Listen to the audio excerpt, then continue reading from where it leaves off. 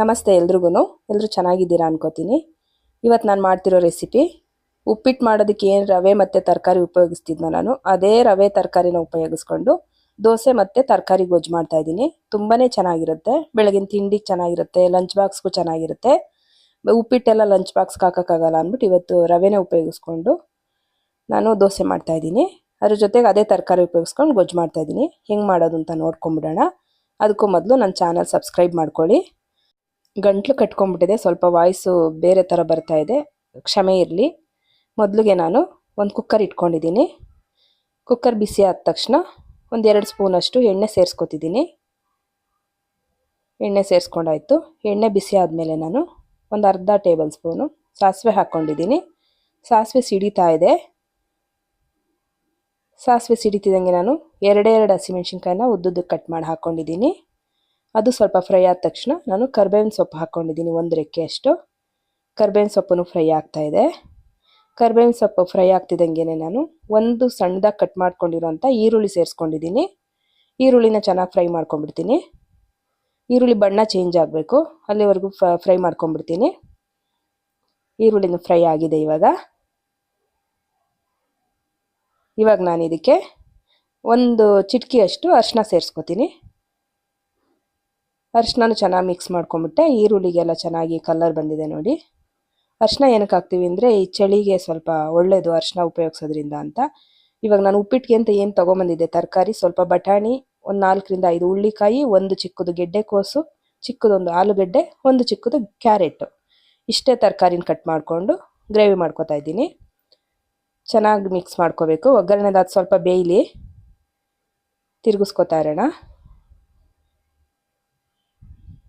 ಆಯಿತು, ಇವಾಗ ಸ್ವಲ್ಪ ಬೆಂದಿದೆ ತರಕಾರಿ. ಅದ್ರ ಜೊತೆ ಇವಾಗ ನಾನು 2 ಟೊಮೆಟೊನ ಕಟ್ ಮಾಡಿ ಇಟ್ಕೊಂಡಿದ್ದೆ ಸಣ್ಣದಾಗಿ, ಇದನ್ನು ಸೇರಿಸ್ಕೊಂಡ್ಬಿಡ್ತೀನಿ. ಸೇರಿಸ್ಕೊಂಡು ಟೊಮೆಟೊ ಎಲ್ಲ ಮೆತ್ತಗಾಗೋವರೆಗೂ ಸ್ವಲ್ಪ ಫ್ರೈ ಮಾಡ್ಕೊಂಡಿದ್ದೀನಿ. ಇವಾಗ ನಾನು ಮನೆಯಲ್ಲಿ ಸಾಂಬಾರು ಪುಡಿ ಇರುತ್ತಲ್ವ, ನಾವು ಸಾಂಬಾರಿಗೆ ಅಂತ ಏನು ಮಾಡಿಸ್ಕೊಂಡಿರ್ತೀವಿ ಅದೇ ಪುಡಿನ 2 ಸ್ಪೂನ್ ಸೇರಿಸ್ಕೊಂಡಿದ್ದೀನಿ. ನಾನು ಬೇರೆ ಏನೂ ರುಬ್ಬಿ ಹಾಕ್ತಾ ಇಲ್ಲ. ನಾನಿಲ್ಲಿ ಗೊಜ್ಜಿಗೆಲ್ಲ ಏನು ರುಬ್ಬಿ ಹಾಕೋದೇ ಇಲ್ಲ.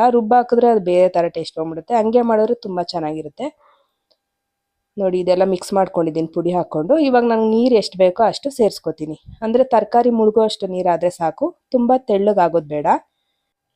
ಇವಾಗ ನೀರು ಹಾಕ್ಕೊಂಡು ತಿರುಗಿಸಿದ ತಕ್ಷಣ ನಾನು ಉಪ್ಪು ಸೇರಿಸ್ಕೊಂಡಿದ್ದೀನಿ. ರುಚಿಗೆ ಎಷ್ಟು ಬೇಕೋ ಅಷ್ಟು ಉಪ್ಪು ನೋಡ್ಕೊಂಡು ಹಾಕ್ಕೊಳ್ಳಿ. ಉಪ್ಪು ಸೇರಿಸ್ಕೊಂಡಾದ್ಮೇಲೆ ನಾನು ಕೊತ್ತಂಬರಿ ಸೊಪ್ಪು ಸ್ವಲ್ಪ ಕಟ್ ಮಾಡ್ಕೊಂಡು ಹಾಕ್ಕೊಂಡಿದ್ದೀನಿ.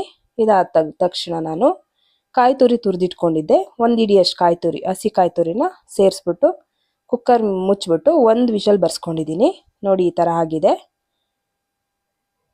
ಕರೆಕ್ಟಾಗಿ ಆಗಿದೆ. ಇದನ್ನು ಸ್ವಲ್ಪ ಹೊತ್ತು ಸ್ಟವ್ ಹಚ್ಬಿಟ್ಟು ಸಿಮ್ಮಲ್ಲಿ ಇಟ್ಬಿಟ್ರೆ ಇನ್ನೂ ಸ್ವಲ್ಪ ಗಟ್ಟಿ ಆಗುತ್ತೆ, ತುಂಬಾ ಚೆನ್ನಾಗಿರುತ್ತೆ.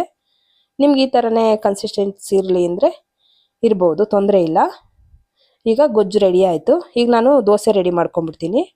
ಇದು ಬೇಗ ಆಗೋಗ್ಬಿಡುತ್ತೆ. 1 ಕಪ್ಪಷ್ಟು ರವೆ ತೊಗೊಂಡಿದ್ದೀನಿ ನಾನು, ಮಾಮೂಲಿ ರವೆ ಉಪ್ಪಿಟ್ಟಿಗೆ ಹಾಕ್ತೀವಲ್ಲ ಅದೇ ರವೆ ತೊಗೊಂಡಿದ್ದೀನಿ ನಾನು. 1 ಕಪ್ ತೊಗೊಂಡಿದ್ದೀನಿ. 1 ಕಪ್ ರವೆ ಜೊತೆಗೆ 1 ಕಪ್ಪು ಮೊಸರು ತೊಗೋತೀನಿ. ಹುಳಿ ಮೊಸರು ಇದ್ದರೆ ಚೆನ್ನಾಗಿರುತ್ತೆ, ಇಲ್ಲ ಪರವಾಗಿಲ್ಲ ನಮ್ಮನೇಲಿ ನಾರ್ಮಲ್ ಮೊಸರೇ ಇದೆ ಅಂದರೆ ಅದನ್ನೇ ಹಾಕ್ಕೋಬೋದು. 1 ಕಪ್ ರವೆಗೆ 1 ಕಪ್ ಮೊಸರು ಹಾಕ್ಕೊಂಡು ಚೆನ್ನಾಗಿ ರುಬ್ಕೊಂಡ್ಬಿಡ್ತೀನಿ. ರುಬ್ಕೊಂಡು ಬಂದಿದ್ದೀನಿ ನೋಡಿ. ನಾನು ಈ ಥರ ರುಬ್ಬಿದ್ದೀನಿ. ಇದನ್ನು ಇವಾಗ ಒಂದು ಬಟ್ಲಿಗೆ ಎತ್ತಿಕ್ಕೋತೀನಿ. ಬಟ್ಲಿಗೆ ಬಗ್ಗಿಸ್ಕೊತಾ ಇದ್ದೀನಿ. ಆಯಿತು, ಇವಾಗ ನನಗೆ ನೀರು ಬೇಕಂದರೆ ನೀರು ಸೇರಿಸ್ಕೊತೀನಿ ದೋಸೆ ಹಿಟ್ಟಿಗೆ. ತುಂಬ ಗಟ್ಟಿ ಆದ್ರೂ ಚೆನ್ನಾಗಿ ಬರಲ್ಲ ದೋಸೆ, ಅದರಿಂದ ಸ್ವಲ್ಪ ಉಪ್ಪು ಸೇರಿಸ್ಕೊಂಬಿಡೋಣ. ಉಪ್ಪು ಸೇರಿಸ್ಕೊಂಡು ಚೆನ್ನಾಗಿ ಮಿಕ್ಸ್ ಮಾಡ್ಕೊಂಡು ಸ್ವಲ್ಪ ನೀರು ಬೇಕು ಅನಿಸುತ್ತೆ, ನೀರು ಸೇರಿಸ್ಕೊತೀನಿ. ನಿಮ್ಗೆ ಎಷ್ಟು ಅದಕ್ಕೆ ಬೇಕೋ ನೀರು ಅಷ್ಟು ಸೇರಿಸ್ಕೋಬೋದು. ತುಂಬಾ ಸಾಫ್ಟಾಗಿ ಚೆನ್ನಾಗಿರುತ್ತೆ ದೋಸೆ ನೋಡಿ. ಇವಾಗ ಸರಿ ಹೋಯ್ತು. ಈ ಅದಕ್ಕೆ ಬಂದರೆ ಸಾಕು, ದೋಸೆ ಹಿಟ್ಟಿನ ಅದಕ್ಕೆ ಬಂದರೆ ಸಾಕು. ಆಮೇಲೆ ಸೋಡಾ ಎಲ್ಲ ನಿಮ್ಗೆ ಏನಾದರೂ ಬೇಕಂದರೆ ಸೇರಿಸ್ಕೊಳ್ಳಿ, ಇಲ್ಲ ಅಂದರೆ ತೊಂದರೆ ಇಲ್ಲ. ಒಂದು 2 ನಿಮಿಷ ಹಂಗೆ ಮುಚ್ಚಿಡ್ತೀನಿ. 2 ನಿಮಿಷ ಆದ ತಕ್ಷಣ ನಾನು ಸ್ಟವ್ ಹಚ್ಕೊಂಡು ತವ ಬಿಸಿಗಿಟ್ಟಿದ್ದೀನಿ. ತವ ಬಿಸಿ ಆದಮೇಲೆ ದೋಸೆನ ಇವಾಗ ತವದ ಮೇಲೆ ಹಾಕ್ತಾಯಿದ್ದೀನಿ. ನೀವು ಎಷ್ಟು ದೊಡ್ಡದು ಬೇಕಂದ್ರೂ ಮಾಡ್ಕೋಬೋದು, ಬರುತ್ತೆ. ದೋಸೆ ಕಿತ್ತೋಗಲ್ಲ ಏನಿಲ್ಲ, ತುಂಬಾ ಚೆನ್ನಾಗಿ ಬರುತ್ತೆ, ತುಂಬ ಸಾಫ್ಟಾಗೂ ಇರುತ್ತೆ. ದೋಸೆ ಹಾಕ್ಕೊಂಡಾಯಿತು. ಇವಾಗ ಅದಕ್ಕೆ ನಾನೊಂದು 4 ಕಾಳು ಜೀರಿಗೆ ಮತ್ತು ಒಂದು 4 ಕಡ್ಡಿ ಪೀಸ್ ಮಾಡ್ಕೊಂಡಿರೋದು ಸಬ್ಸಿಗೆ ಸೊಪ್ಪು ಹಾಕ್ಕೊಂಡಿದ್ದೀನಿ.